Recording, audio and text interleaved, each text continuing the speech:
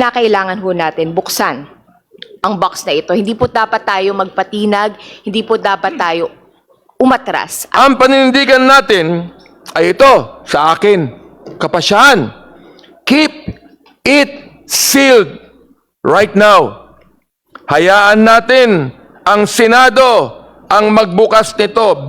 Ang puso ko ay sumisigaw na buksan.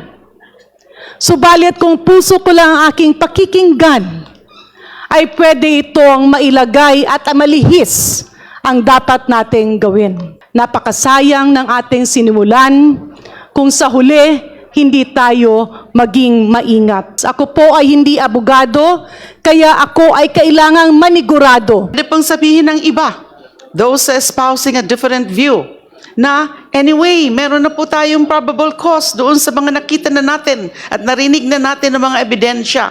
So wag na lang natin itong buksan dito sa puntong ito at hayaan na lang natin na ang Senado ang magbukas nito.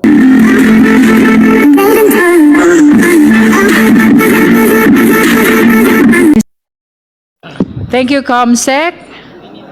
We are now proceeding to the first item in our agenda, and that is to resolve the matter that was laid on the table during the April 22 hearing, the question of whether or not to open the BIR box.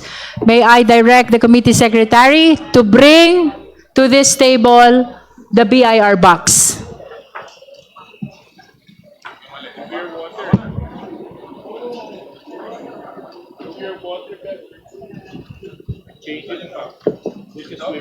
Dito.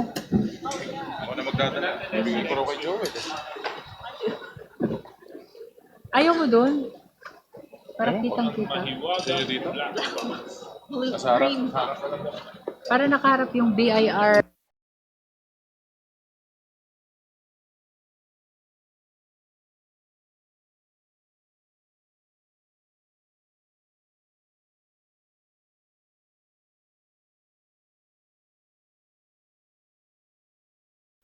May I direct Vice Chair Bel Zamora to confirm to the committee that the BIR box remains sealed.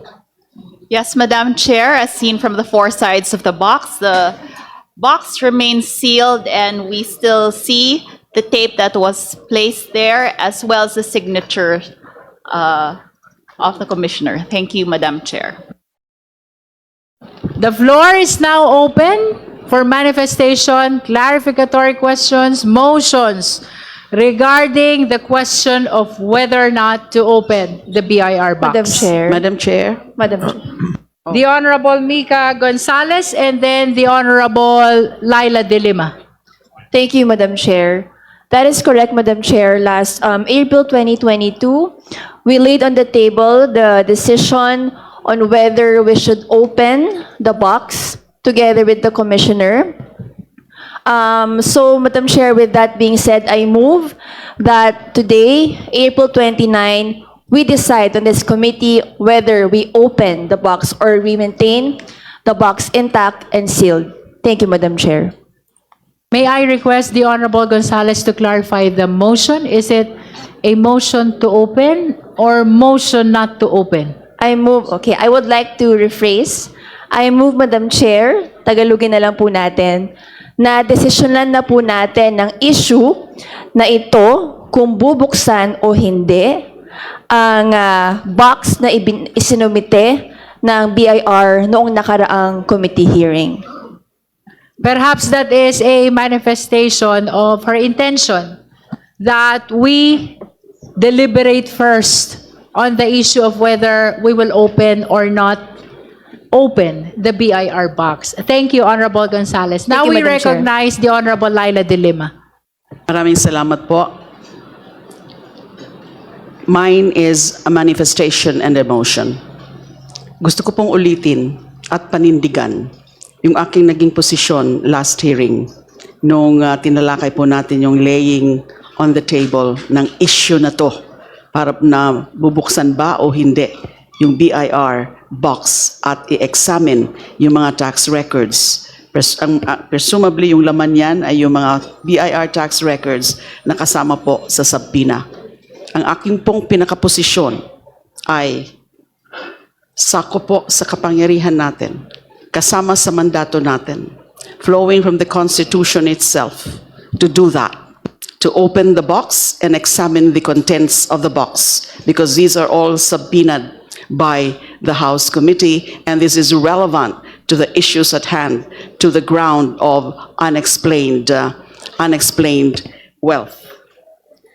Totoo po, nung sinabi nga po nung BIR Commissioner, nung nandito po siya nung April 22, na meron ho yung provision sa National Internal Revenue Code, Section 270, which establishes the general prohibition on the disclosure of taxpayer information. At pinipinalize nga po yung unlawful divulgence by BIR officials and employees of those taxpayer, of any taxpayer information. Pero meron ng mga exception. Ang isa po sa exception ay kapag ang mismong House, in an inquiry in aid of legislation, ay i-request ito, pero dapat nasa executive session. Yun po yung malinaw na exception. Ang posisyon ko po ay kung exception na tinuturing ang paghingi o pag-request ng House, an appropriate House Committee in aid of legislation, lalo pong dapat payagan, lalo pong i-recognize yung pagkuha ng impormasyon na yan while sitting in an impeachment proceedings ang komiteng ito. Because higher level at superior level po ang status ng ating komite kapag sitting in an impeachment proceedings. Now, to be unequivocal about it, Madam Chair, the constitutional duty vested upon this body cannot be impeded, curtailed, or conditioned by statute. Any law, however worded, must yield when it stands in the way of a direct constitutional command. Section 270 imposes a prohibition, but Section 20A carves out an exception. But both remain statutory in nature. Neither can prevail over the Constitution. Kung papayagin natin ang isang probisyon ng batas, yung NIRC, ang magdidikta o maglilimita sa kapangyarihan ng komiteng ito na isang mahalagang organo sa ating sistema ng pagpapanagot, para na rin nating ibinaba ang konstitusyon sa antas ng ordinaryong batas. Hindi po ito katanggap-tanggap. The Constitution is supreme. Statutes are subordinate. Administrative interpretations, just like what was shared to us or shared with us by the Commissioner of the BIR, are even more so subordinate to the Constitution.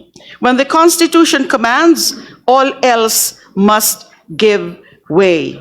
We are convened as the House Justice Committee, acting not in our ordinary capacity to legislate, but in the exercise of one of the most solemn powers entrusted to this body, the power of impeachment. And this power is not incidental. It is not auxiliary. It is a direct constitutional mandate designed as a check against grave abuse, betrayal of public trust, and wrongdoing by the highest officials of the land. In this context, I respectfully submit that the refusal to open and examine the income tax returns in question on the basis of statutory confidentiality under the National Internal Revenue Code is a misapprehension of the constitutional order. Let us be clear, uulitin ko lang po, impeachment is not a mere legislative inquiry. It is a distinct constitutional process. To allow a provision of the tax code to override the constitutional power of impeachment is to invert the hierarchy of laws. It would mean that a legislative enactment intended for general administration could defeat a specific constitutional mechanism designed to ensure accountability at the highest levels of government. That cannot be the law. Pwede pong sabihin ng iba, those espousing a different view, na anyway, meron na po tayong probable cause doon sa mga nakita na natin at narinig na natin ng mga ebidensya. So wag na lang natin itong buksan dito sa puntong ito at hayaan na lang natin na ang Senado ang magbukas nito. Hindi ko po tanggap ang dahilan na yan. Kasi with more reason, na since we are talking here about establishing probable cause, determined probable cause, lahat ng mga pwedeng ipasok na natin para mas klaro ang usapin ng probable cause, dapat po ibigay na o makita na natin. Dapat ho, makita na natin ang laman ng box na yan. Hindi ho natin pwedeng ipadala lang sa Senado na hindi natin alam. Kasi later, tayo rin po ang prosecutors. It's the House acting through a panel of prosecutors ang titingin nito at magprepresenta nito before the Senate. Now, dapat makita na po sa puntong ito natin. Kasi tayo yung magiging prosecutors later at para lalong mapalakas ang usapin ng probable cause. So I submit that this body has both the authority and the duty to examine the income tax returns in question, subject to appropriate safeguards if necessary, but not subject to outright prohibition. The Constitution demands no less. Let us affirm that in the hierarchy of laws, the Constitution remains supreme.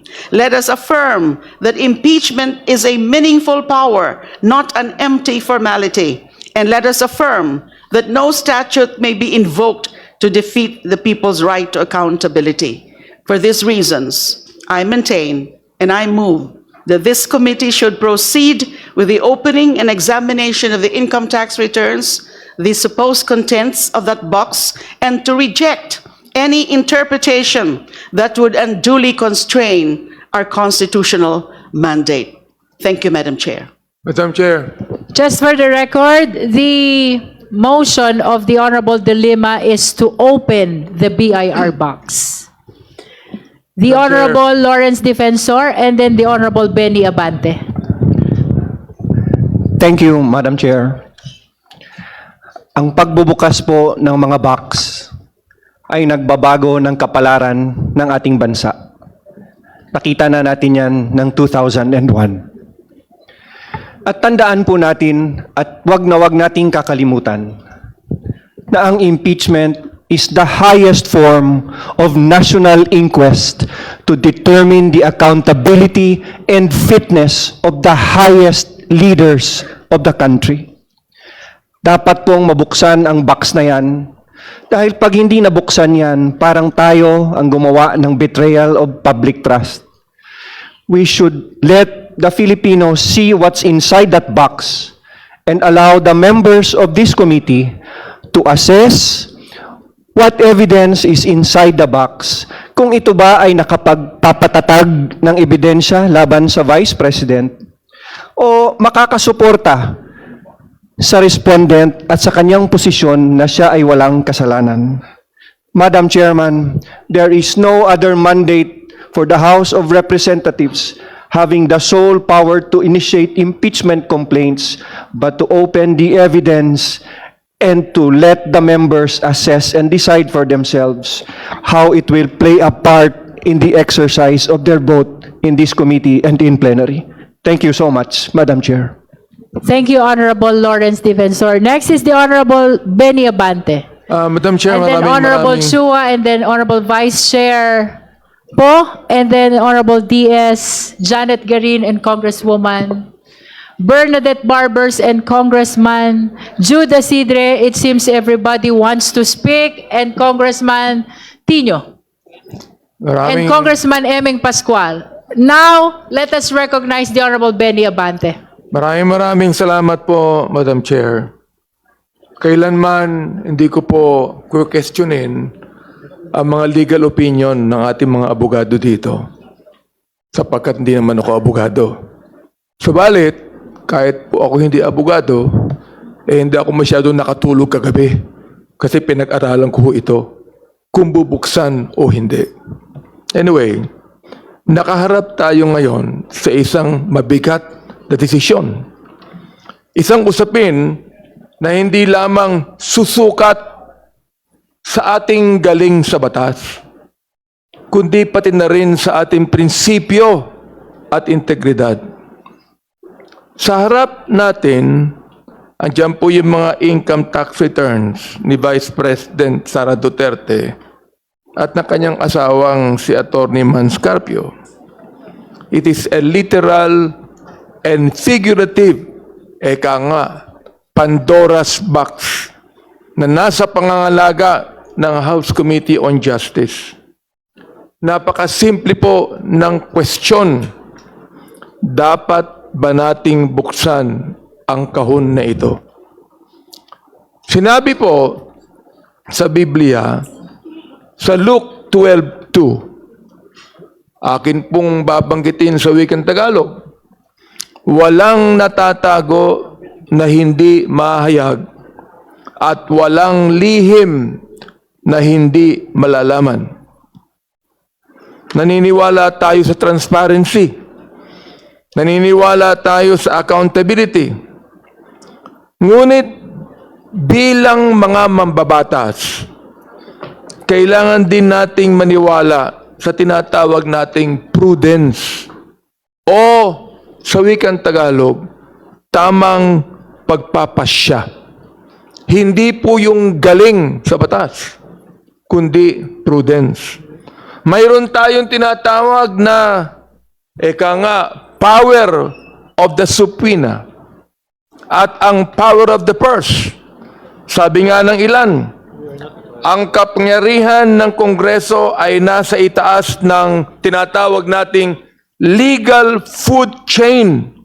Pero tandaan po natin, just because we can do something does not mean we should. Uulitin ko ho.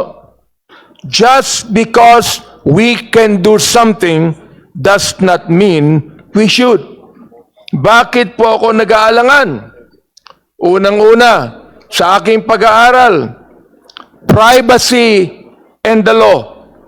Meron tayong Section 270 ng NIRC na nagbibigay proteksyon sa confidentiality ng mga taxpayers. Yan ang una. Pangalawa, private rights.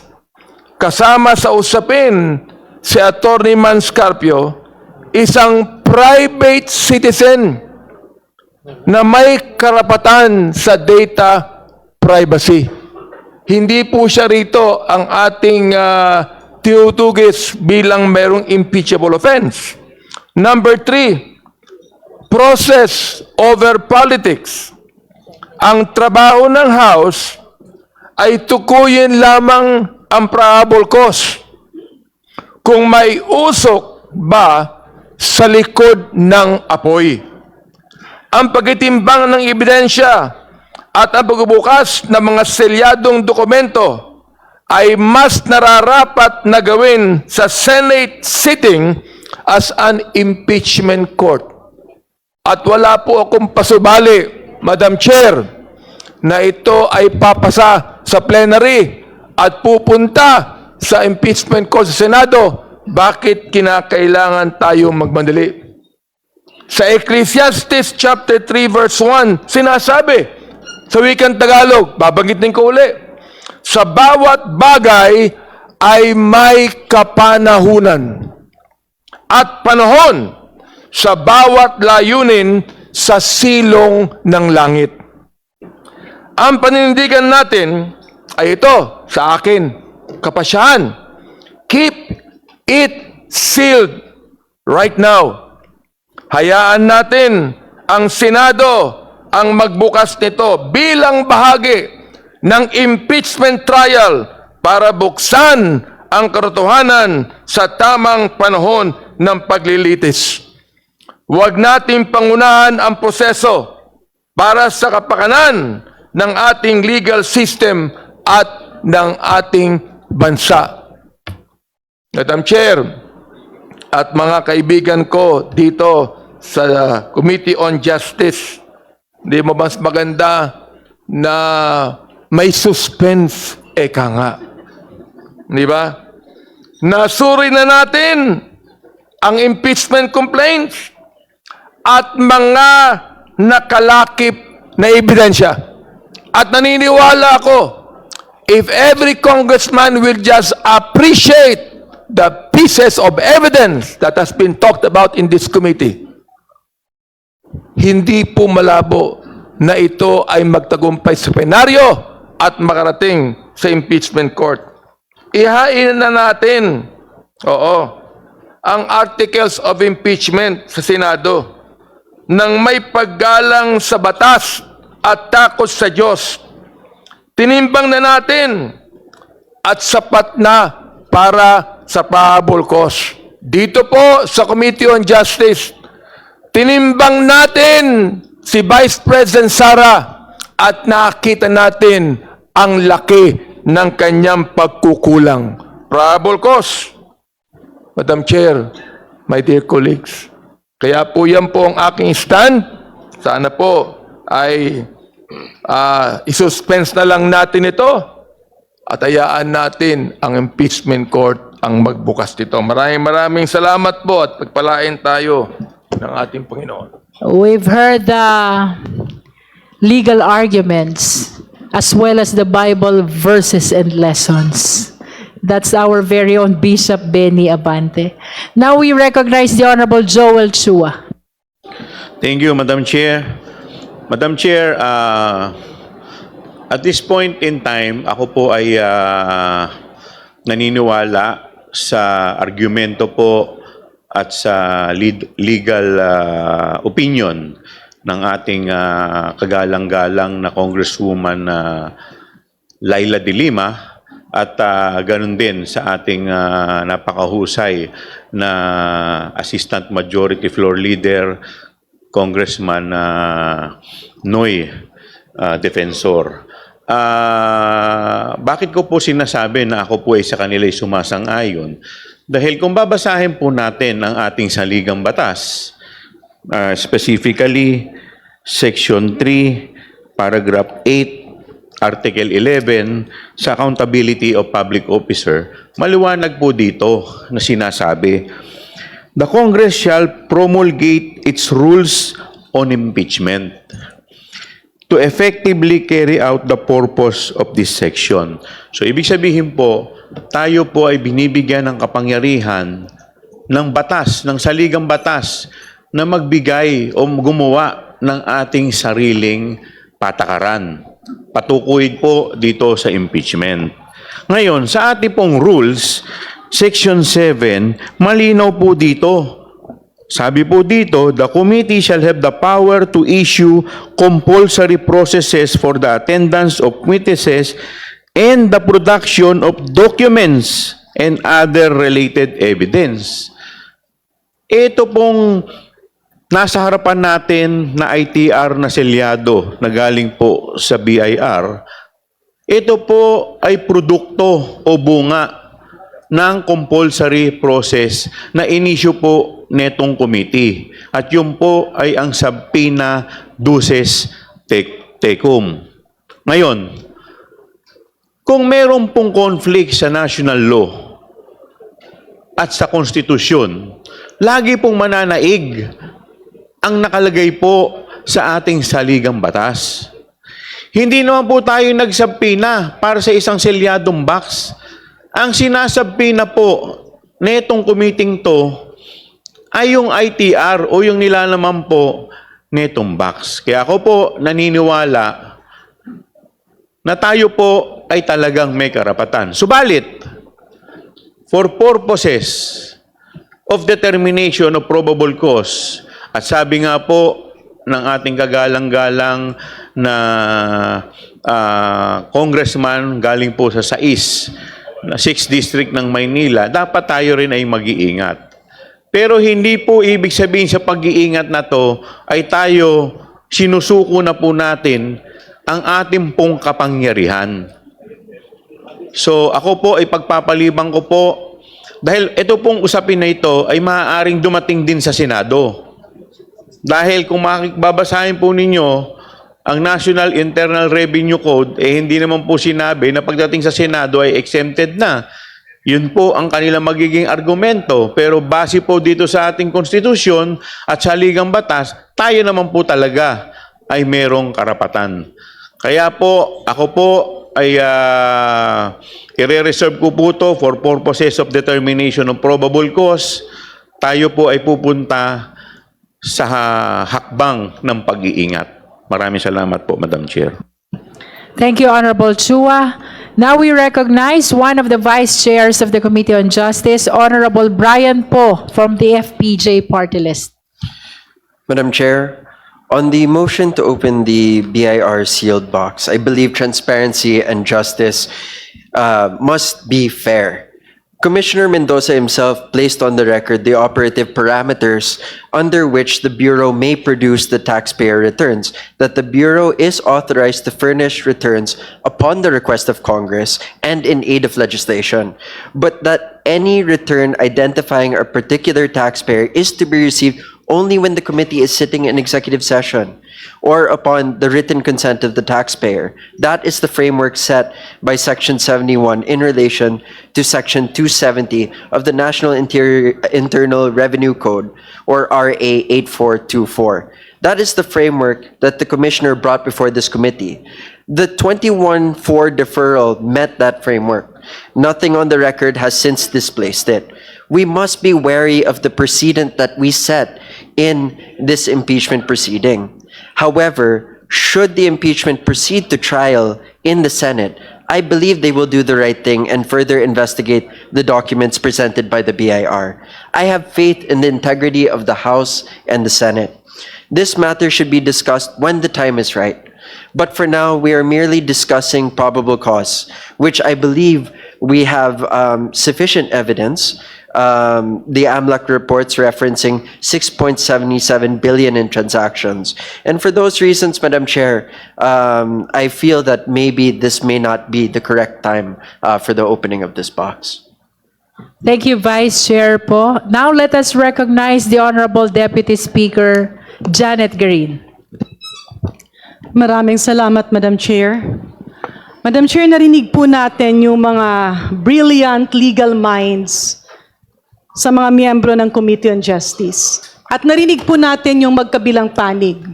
Let me go back to why we are all here. Andi dito po tayo kasi ginagampanan natin ang ating tungkulin when it comes to accountability of public officials.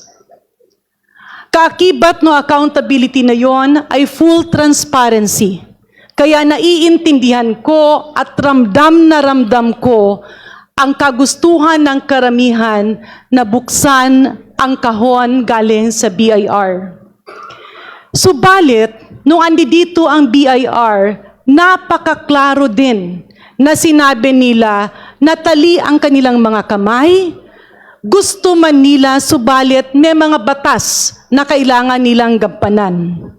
Madam Chair, the thrust of the Committee on Justice is for accountability and transparency to prevail. However, hindi pa po tayo ang korte. We are not the impeachment court. We are simply determining the probable cause based on the complaints filed by the complainants here today.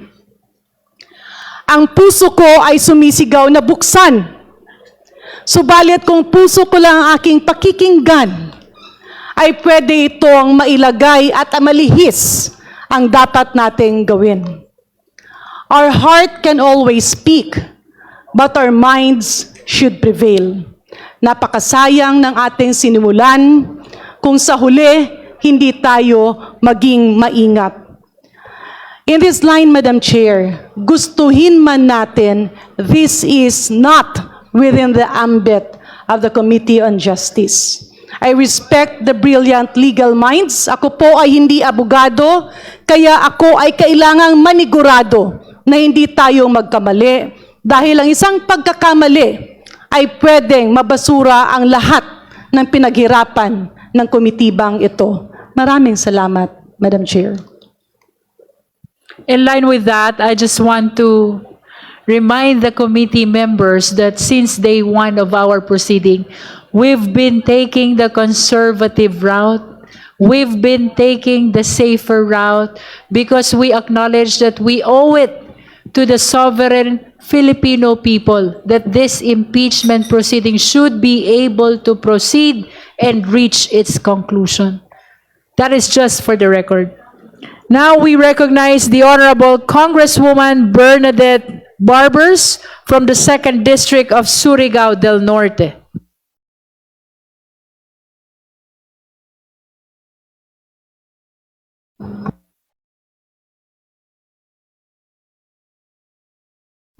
Good morning, Madam Chair. May clarificatory question po ako kay This is for? The question NBI? is addressed for. We are not yet on the NBI. We're still on the question of whether to open or not. This box, would you like to be called during the time of the NBI? yes. Later.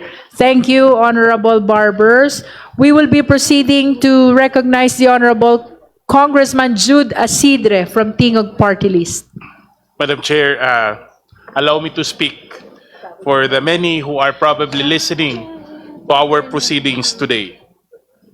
Sa mga nakaraang pagdinig, malinaw na nakita natin na ang mga hindi pangkaraniwang financial transactions na na-flag ng AMLAC. Kasabay nito, nasuri din natin ang mga SALN kung saan inilahad ang mga negosyo at business interest ng pangalawang Pangulo at ng kanyang asawa. Batay sa mga datos na lumabas, kapansin-pansin na ang nakakarami sa kanilang mga negosyo ay hindi kumikita at sa makatuwid ay hindi maaaring maging pangunahing pinagmulan ng kanilang yaman. Kung ang pahayag ng pangalawang Pangulo, Madam Chair, ay ang bawat sentimo ng kanilang yaman ay nagmula sa mga lehitimong pinanggagalingan at may sapat na dokumentasyon, mas lalong magiging mahalaga na makita at masuri natin ang mga dokumentong ito. Hindi po ito usapin ng pagdududa lamang. Ito po ay usapin ng pagtitiyak. Sapagkat ang katotohanan, Madam Chair, kapag may sabat na batayan, ay dapat hindi kinakatakutan, ito ay nilalahad. Nabanggit ko po sa nakaraang pagdinig, alam natin kung magkano ang kinikita ng isang pangalawang Pangulo. The Vice President's salary is a matter of public record. Nakita rin natin na ang mga negosyong nakasaad sa SALN ng ating pangalawang Pangulo ay palugi at hindi kumikita. Kaya hindi maaaring maging sapat na pinanggagalingan ng mga malalaking yaman. At bagamat walang dineklarang cash deposits, nito nakaraang pagdinig kinumpirma ng AMLAC ang 18 suspicious transaction mula sa kabuuang 6.7 billion covered transactions. Ito ay malinaw na pagpapakita na may mga bahagi pa ng kwento na kailangan pang punuan. Kaya Madam Chair, mahalaga na maihambing natin ang lahat ng ito, yung SALN, ang mga na-flag na transaksyon, at higit sa lahat sa mga income tax returns sa isinumite ng Bureau of Internal Revenue. Doon lang natin makikita kung magkakatugma ang kita, ang ari-arian at ang galaw ng salipi. Doon natin masusukat ang sinasabing lehitimong pinanggagalingan ay may konkretong patunay. Madam Chair, hindi po natin ito masasagot sa mga paliwanag lamang. Hindi po ito matatapos sa mga pahayag. Ang katotohanan ay nasa mga dokumento at ang tanging paraan para maabot ito ay ang pagbubukas, pagsusuri at paghahambing ng mga ito. Sa huli, Madam Chair, kailangan nating buksan ang mga dokumentong ito hindi para maghanap ng mali, kundi para maghanap ng katotohanan. Hindi para manghusga, kundi upang makapagbigay linaw, lalong-lalo na po sa mga miyembro ng kumiting ito. Hindi para magdulot ng ingay, kundi para maibalik ang tiwala sa prosesong ating ginagawa. At kung ang lahat ay tunay na ayon sa batas, ang pagbubukas ng mga dokumento ang siyang pinakamalinaw at pinakamalakas na panunay nito. Kaya kung walang itinatago, Madam Chair, dapat walang ikikinakatakot. Kaya po sinususugan ng kinatawang ito ang panukala ng kagalang-galang Leila de Lima na buksan ang mga dokumento at hayaang magsalita ang katotohanan. Maraming salamat po. Thank you, Honorable Asidre. At this point in time, we recognize the Honorable Congressman Tino from the ACT Teachers Party List. Maraming salamat, Madam Chair. Consistent po dun sa naging unang botohan natin sa nakaraang hearing ay ang posisyon po natin ay dapat buksan na ang box na yan. Kahon, yan po ang ating posisyon. At bukod sa mga nabanggit na po, no, na hindi lang ordinaryong hearing ang ginagawa ng committee ito, ngunit ginagampanan ang mandato ng konstitusyon na impeachment proceeding. No, pinakamataas na proseso ng accountability para sa mga pinakamataas na opisyal. Pero bukod pa ron, malinaw din sa nakaraang hearing na yung BIR mismo sa pahayag ng kanilang commissioner ay nagsabi na ayon sa kanilang pag-intindi ng sariling batas na gumagabay sa BIR ay tingin nila pwede na ibigay ang mga ni-request na tax documents at pwedeng buksan ng komite, however, kailangan daw in executive session. No? So sila mismo, kaya nga nila binigay dito dahil tingin ng BIR ay pinahihintulutan ito ng batas. Ang huling punto, dahil marami na pong argumento na sinabi rito, ang huling punto na nais kong idiin, tignan muli natin ang National Internal Revenue Code, Section 71, Disposition of Income Tax Returns, Publication of Lists of Taxpayers and Filers. Nakasaad po rito, after the assessment shall have been made as provided in this title, the returns together with any corrections thereof, which may have been made by the Commissioner, shall be filed in the office of the Commissioner and shall constitute public records and be open to inspection as such upon the orders of the President of the Philippines under rules and regulations to be presented by the Secretary of Finance upon recommendation of the Commissioner. Ang gusto ko lang po i-emphasize dito ay yung sinasabi ng provision ng batas na income tax returns shall constitute public records and be open to inspection. So public records po yan. Yan po ang malinaw na mandato at intensyon ng batas. Hindi po ito sikreto. In fact, parang salin ng mga public officials ay pwedeng inspeksyonin. Gayon din po ang para sa salin at hindi lang po para sa mga opisyal kundi para sa lahat. So sa tingin po natin, dapat hindi malaking issue. No, lalo pa sa isang impeachment proceeding na buksan at suriin ang nilalaman ng kahon na yan. Maraming salamat, Madam Chair. Thank you, Honorable Tino. Next to manifest is the Honorable Congressman Eming Pascual from the 4th District of Nueva Ecija. Thank you, Madam Chair. Tayong lahat sa committee ito, hindi lang dito, buong Pilipinas, lahat tayo ang gusto lumabas ang katotohanan. But we must also be mindful of our role. Hindi po ito trial. This is not Senate. Our role is limited. Just to determine the probable cause. Kung mayroon tayong sapat na ebidensya na ma-establish sa committee ito, hindi natin kailangan ng iba pang ebidensya. Hindi tayo magsasabi kung guilty o hindi ang Vice President. Pag mayroon tayong naipon na matitibay na ebidensya, testimonya ng mga tao, public records, dalhin natin sa Senado. Totoo ang sinabi ni Madam Chair, Jinky Luisto. Ang kahon ang magbibigay ng linaw sa lahat. Subalit, sumasang-ayon ako kay Congressman Benny Abante na sa takdang panahon sa Senado, doon natin ito buksan. Opening the box now may blur the line between our function and that of the Senate. Dapat hayaan natin sa Senado buksan ang kahon. That's all, Madam Chair. Salamat. I just want to place on record that the position of the endorsers are divided.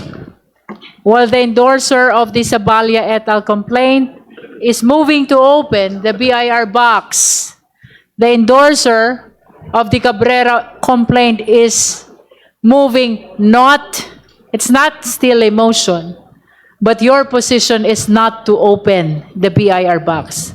I think this is one question before this committee. We're hearing your manifestations, really. I can say that the committee is totally divided. Nonetheless, let's continue to hear the position of the other justice members. Madam Chair, may I be recognized? There is a list, Honorable Jokno. I will be calling you after the Honorable Degamo. Thank you. Madam Chair, may I be included in the list? Ma'am, here. Here, ma'am, here. May I be included in the list? Honorable Fortes, I will be listing you down after Congressman Jokno. Thank you, Madam Chair. Thank you. Madam Chair, There's a list. It's not yet your turn, with all due respect. Sorry po. Yes. The list is very sacred. I will be listing down Kong Elago. Kong Matibag is already listed. After Kong Eming Pascual, we now recognize the Honorable Congresswoman Ann Matibag from the 1st District of Laguna. Thank you, Madam Chair. While I understand understand the sentiments of our dear colleagues, Madam Chair, I just want to stress that there is a rule or may exceptions, pero this is not unlimited. So we stick with the rules under the NIRC. Pwede lamang po natin buksan ang mga dokumento kapag tayo ay nasa executive session at gumagawa ng batas. At we are not in the proceeding or in the inquiry in aid of legislation. We have to also protect our members in the House of Representatives, also our government officials from the BIR. Nagkaso na po sa AMLA report, so wag na po natin idagdag ang mga kaso at protektahan natin ng ating batas at ang ating mga kasamahan. Wag na po sana natin ipilit na buksan ang mahiwagang box na ito, Madam Chair. Thank you. Thank you, Honorable Matibag. Now we recognize the Honorable Deputy Speaker J.J. Suarez from the 2nd District of Quezon. Thank you very much, Madam Chair. Madam Chair, in the last hearing, ako po yung nag-move para i-table muna ang pagbubukas nitong mahiwagang green box na ito. Lahat naman po tayo gusto po natin malaman kung ano po ang nilalaman at kung ang nilalaman po ba nito ay makakatulong sa atin para makarating sa isang tamang desisyon pagdating sa pagdedetermine ng probable cause. Napakinggan ko po ang posisyon ng maraming mga legal luminaries natin na kasama natin ngayon dito sa ating hearing. At sa palagay ko po, legally, may sapat na po tayong dahilan para buksan yan at malaman. Ngunit, maging practical din po dapat tayo. Sa simula po ng justice hearing, nakailang kaso na po ang sinampa ng kampo ni Vice Presidente sa Supreme Court, sa Quezon RTC, para lang pigilan po ang proseso ng pag-usad ng impeachment complaint. Ang masakit po dito ay ilan sa ating mga kasamahan tulad ni Congressman Percy, at meron siyang mga batchmates na binanggit pa kanina ay nakasuhan pa nung isang araw. So I would rather heed the call of the chairwoman who has always decided to proceed with caution. Because for all we know, opening this box, although we do believe has enough legal basis, might trigger another petition in the court to again stop the proceedings. So, sa akin pong palagay at pananaw, Madam Chair, ang posisyon ko po, pag tayo po ay magbobotahan, sa Senado na lang po natin buksan tong mahiwagang green box na to. Tapos, doon na lang po magkaalaman. Ang mahalaga para sa ating lahat ay may pagpatuloy po natin ang proseso ng na malaman natin kung meron pong sapat na batayan ang impeachment complaint laban sa Vice Presidente. Maraming salamat po. Thank you, D.S. Suarez. Next is the Honorable Janice Degamo from Negros Oriental, 3rd District. Thank you, Madam Chair. It has been said by so many already regarding the whether or not to open the box. But hearing DSJJ Suarez said, we have to proceed with caution. And I would like to reiterate, na truly, if we are to proceed with caution, we have to remember the limitations of our procedure today. First, the procedure we are doing today is not in aid of legislation. It is an impeachment procedure. Second, it has to be in an executive session, which is also not happening. And thus, since I am not a lawyer, I would like to stick to what is being said and let the next stage proceed. Sa Senate na lang po siguro talaga. Maraming salamat po. Thank you. Next is the Honorable Congressman Lordan Suwan from Cagayan de Oro, 1st District. Madam Chair, I would have to ask, what is the direct connection between the ITRs of the Vice President and Attorney Manscarpio and the articles of impeachment? Because the articles charge confidential funds, irregularities, threats, SALN violations, destabilization, and none of these are proven or disproven by a personal income tax return. The ITR adds marginal evidentiary value at most. Actually, hindi po ako tutol sa transparency. Tutol po ako sa pag-bypass ng protection ng batas na nakalatag mismo doon. Kung gusto natin tingnan ang ITR, may paraan po. Executive session, Section 71, which requires the permission of the President himself, may mga safeguards. Hindi natin sisirain ang batas para patunayan ang isa pang batas. And of course, there's a basic rule of statutory construction, Madam Chair. Express enumeration excludes the unmentioned. And the exceptions do not mention impeachment at all. So the statute, when it was amended in 2010, had every opportunity to insert, quote-unquote, or upon order of either the House of Congress or either House of Congress in aid of legislation or upon order of the House Committee on Justice in impeachment proceedings. Hindi nilagay eh. So I believe the omission is deliberate and exclusive.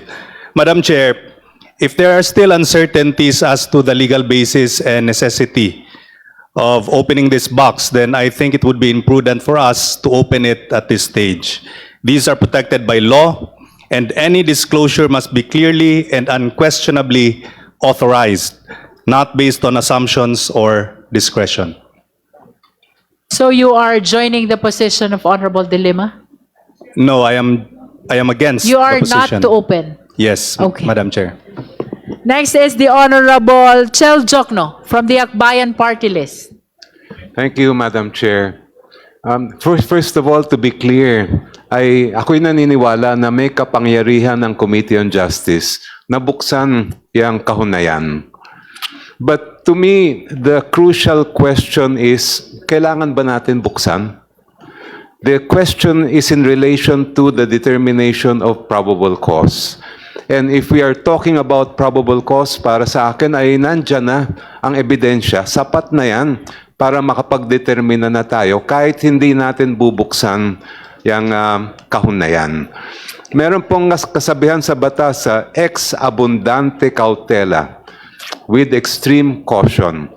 And out of the abundance of caution, I believe that it would be more prudent for us to leave this to the Senate to decide whether to open the box or not. Thank you, Madam Chair. Kong Chel, you're not joining the position of Kong Laila. For once, I think For we once. have some disagreement. That is for the record, for once.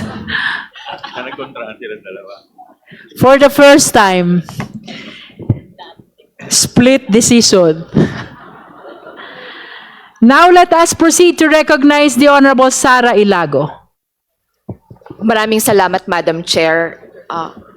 This representation from Gabriela Women's Party also joined the position of the Honorable De Lima and our colleagues from the Committee on Justice who are in favor of opening the box. Nasa kapangyarihan ng Committee on Justice na buksan ang box na ito at kung kakailanganin na tayo ay magkaroon ng executive session, bakit hindi natin gawin? Kung ito ay makakatulong sa House Committee on Justice nang sumusunod sa ating sariling rules of proceedings sa paghahawak at sa pag-initiate at pagsisimula ng mga impeachment complaints. Sang-ayon sa ating rules at habang naka-executive session at kung makakatulong sa ating determination ng probable cause, dapat gawin natin ito. Hindi biro ang ating kinakaharap, nasa pangalawang pinakamataas na posisyon ng pamahalaan ang may nakahain na impeachment complaint. Kaya't napakahalaga na mabusisi natin ang bawat dokumento na may kinalaman doon sa ating responsibilidad na ma-determine kung sapat ba ang probable cause para ang impeachment proceeding na ito ay magtuloy-tuloy. Para sa interest ng transparency, para sa interest ng accountability, Madam Chair, kinakailangan ho natin buksan ang box na ito. Hindi po dapat tayo magpatinag, hindi po dapat tayo umatras at kinakailangan natin gamitin ang kapangyarihan ng Committee on Justice sang-ayon sa konstitusyon na magpatuloy sa impeachment proceeding na ito at gawin ang lahat para matiyak na malinaw ang batayan sa pagpapatuloy ng impeachment proceeding na ito. Maraming salamat, Madam Chair. Thank you. Any other justice members who wish to manifest on the Honorable SDML, Lawrence Defensor? Madam Chair, I requested to be listed. Sorry, with the indulgence of Honorable Defensor, let us recognize the Honorable Wowo Fortes. Pasensya na po. No problem, Madam Chair. Madam Chair, we are currently at the stage of the determination of probable cause. And in doing so, we have accepted the fact that we are not a trial court and therefore restricted by certain rules. Even testimonies and affidavits of direct witnesses cannot be examined beyond the corners of your affidavit, meaning no probing questions are allowed during this stage of the proceedings. And with that restrictions, I would understand that the NIRC Section 20, Paragraph A is very clear on the restrictions on the opening of the box. And the exercise of restraint, I would suggest that we limit our proceedings within the four corners of the provisions of Section 20, Paragraph A of the NIRC. Furthermore, my seatmate here, Congressman Abante, has a very persuasive argument that has legal and biblical basis.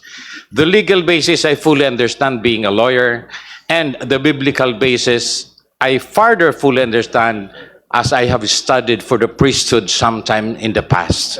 With that, Madam Chair, thank you very much. Maraming salamat po, Honorable Wowo Fortes. Now we proceed to the Honorable Lawrence Defensor, our Senior Deputy Majority Leader. Salamat pong muli, Madam Chair. 6 na beses ko pong narinig ang word na cautious o pag-iingat. At sang-ayon po akong dapat mag-ingat tayo at maging cautious tayo. Dapat po maging cautious at mag-ingat tayo na dapat hindi mangyari na ang simpleng batas o ang simpleng statute tulad ng tax code or the National Internal Revenue Code ay payagan nating mag-undermine ng ating saligang batas o pinakamataas na batas sa buong bansa. A simple statute should never undermine the highest law of the land kasi magiging masamang precedent ito sa mga susunod na impeachment proceedings na kahit wala na tayo dito, ay i-invoke itong precedent na ito na pwedeng harangin pala ng simpleng batas ang mandato ng konstitusyon na dapat mailabas.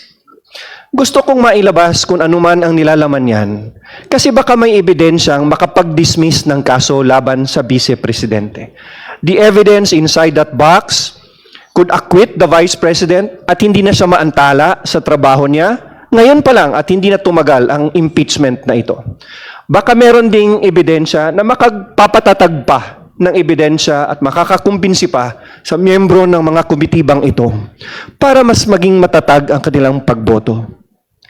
The public office is a public trust at naniniwala ako na in every move that we take, it should always be the Constitution and the spirit of the Constitution that should govern our proceedings in this committee. Maraming salamat po, Madam Chair.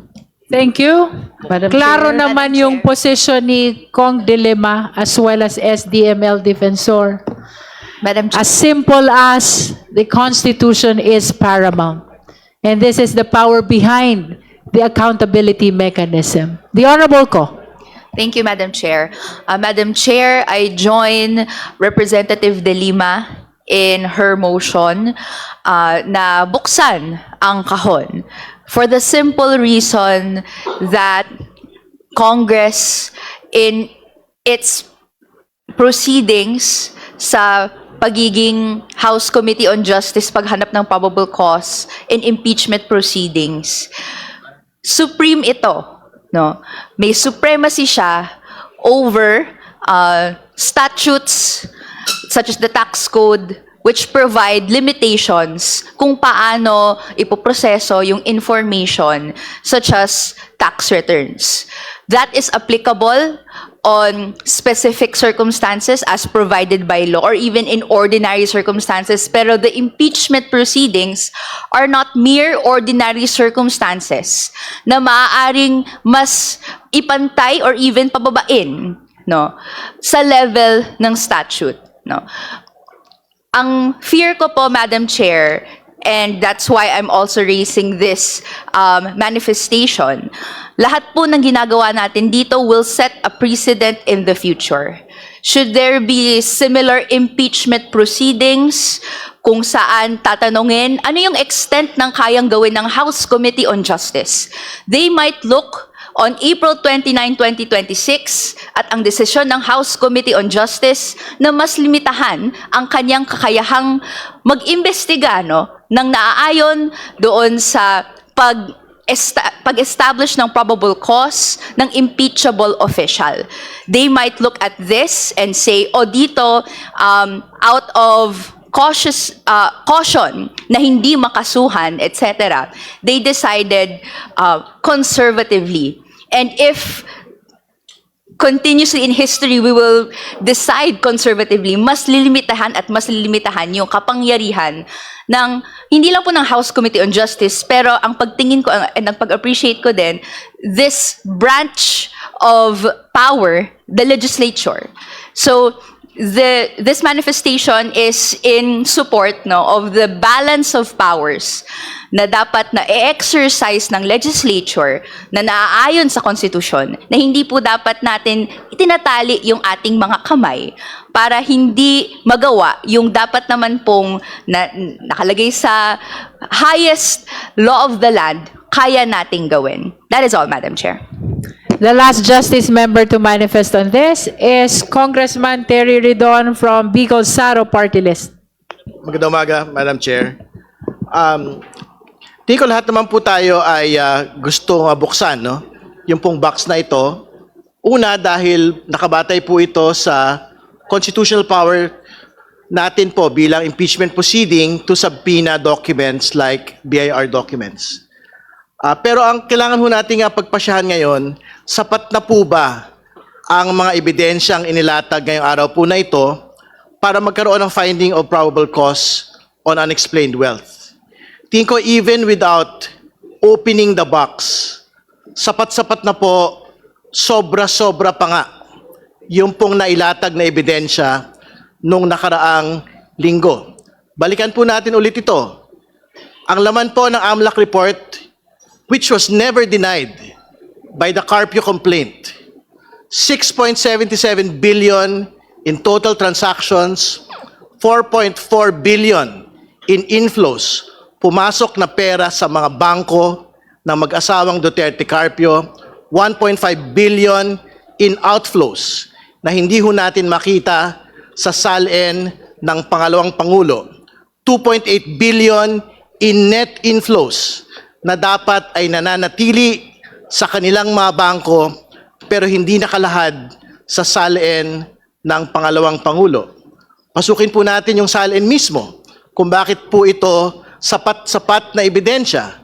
Ang nakalagay sa SALN for 2024, 88.5 million pesos lamang po.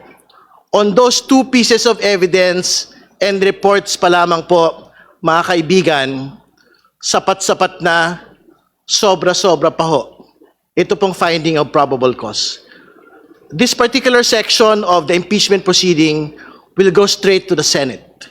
Sigurado po tayo dyan. At I'm quite certain that this box will be opened at the level of trial. So, Madam Chair, tingin ko kung wala naman na po nga kailangan pa hong pag-usapan, magandang pagbotohan na po natin ito pong bagay na ito. Maraming salamat po.